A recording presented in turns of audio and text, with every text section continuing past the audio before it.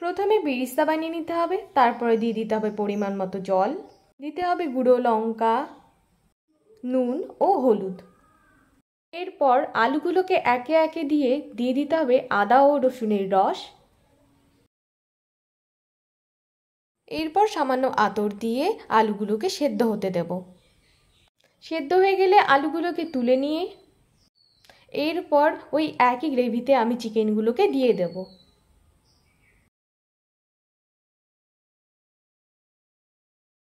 চিকেনে নুন হবার জন্য দিয়ে দেবো আরও সামান্য নুন ও দিয়ে দেব বিরিয়ানি মশলা।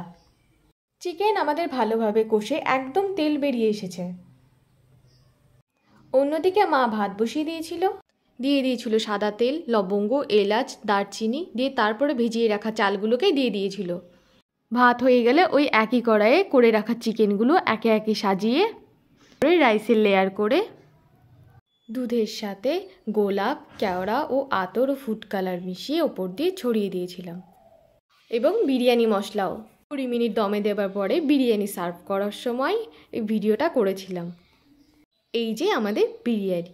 রেসিপিটি ভালো লাগলে লাইক, কমেন্ট, শেয়ার এবং আমার চ্যানেলটি সাবস্ক্রাইব করুন।